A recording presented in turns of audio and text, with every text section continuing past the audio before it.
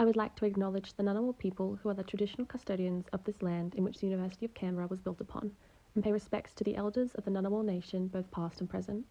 I extend this respect to all Aboriginal and Torres Strait Islander people in attendance today.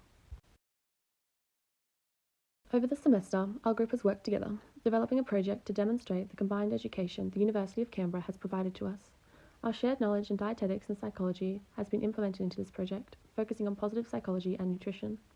The university has addressed students' physical and mental health issues through the Student Mental Health Plan and a range of additional support services.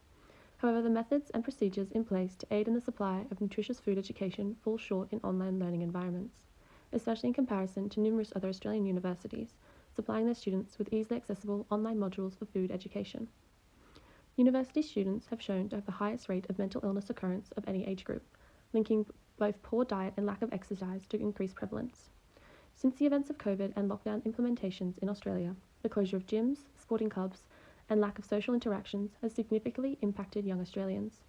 Increased amounts of university students have reported higher rates of calorie intake and lower physical activity since the implementations of lockdowns in Australia. Inadequate nutrition can lead to fatigue, impaired decision-making, and poor performance in university classes. A better, well-balanced, and healthy diet can help maintain focus, improve memory, academic performance, and overall mental well-being. Meals to fuel academic success also need to be achievable and within students' abilities. Food insecurity is the measure of the availability of food and the individual's ability to access it. Over 50% of Australian university students have reported to have experienced food insecurity during their degree. University can be a changing time for many students and the first experience of living away from home. A lack of food preparation and nutritional education is evident for many individuals, having an impact on their university performance. Through this module, we have focused on acquiring and accessing a nutrient-dense diet as a University of Canberra student. Due to the increased prevalence of online education, we have decided to concentrate our module in an online format to better reach University of Canberra students.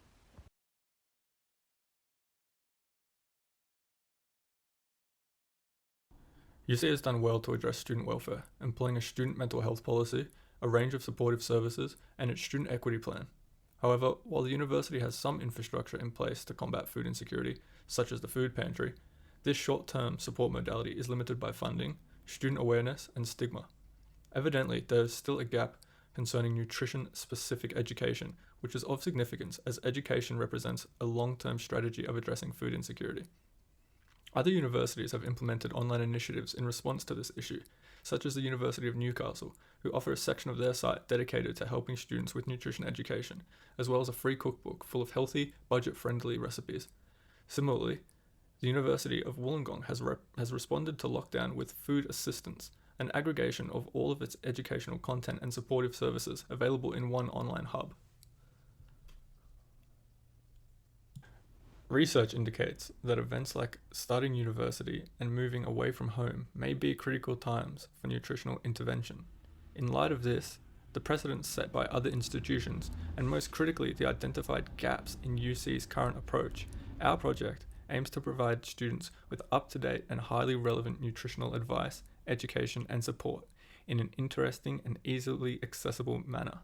Crucially, our project, which will soon be showcased and outlined in great detail, will be positively framed, meaning that it will strongly emphasize the benefits of identifying and addressing food insecurity, rather than presenting the negative outcomes resultant of not doing so, as this leads to higher engagement and increases message retention. Here is a quick look at roughly what our module will look like. On the front page, there will be easy access to the different components, so let's have a closer look at each one.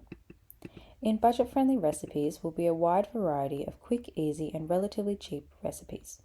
These recipes will include meals from a range of different cultures to allow for students to learn about other cuisines as well as increase confidence in their own cultures and culinary traditions.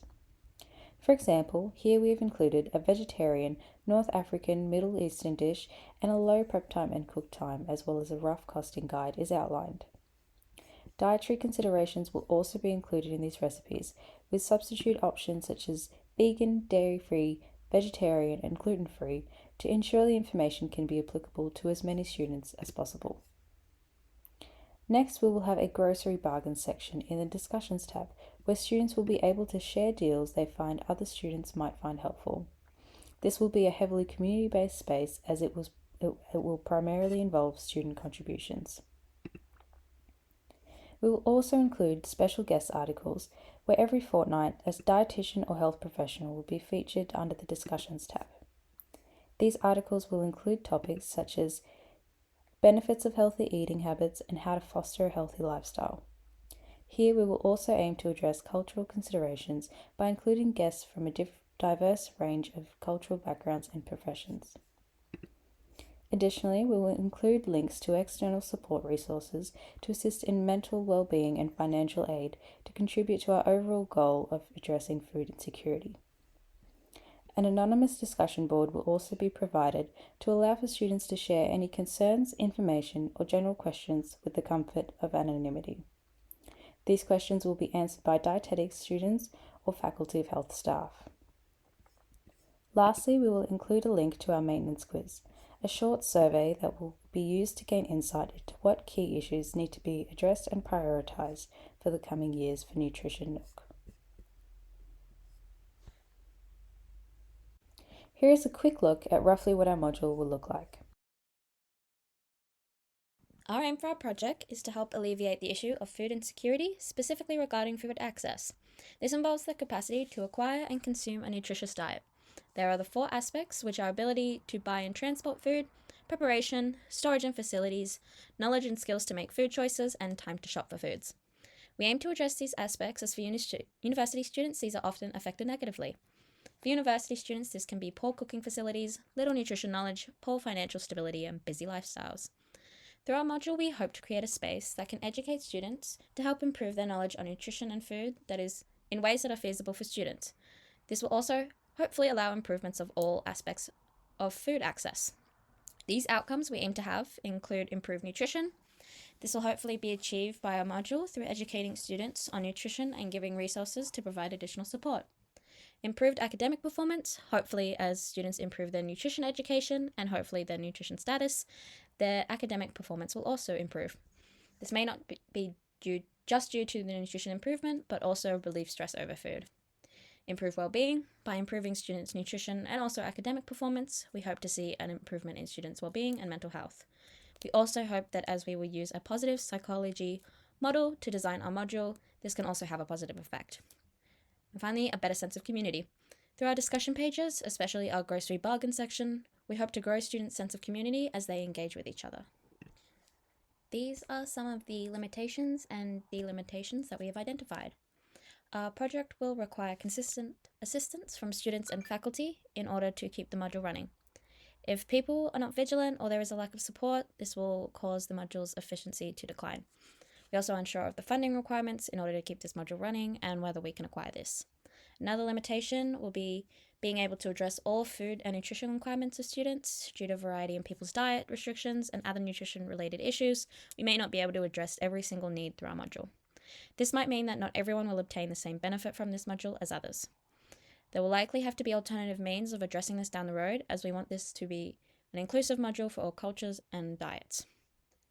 Some of the delimitations is it is likely that our module will only be available in English, which we can hopefully address later, as UC has a large international cohort and we want to be able to reach all UC students, as well as international students being quite vulnerable to food insecurity.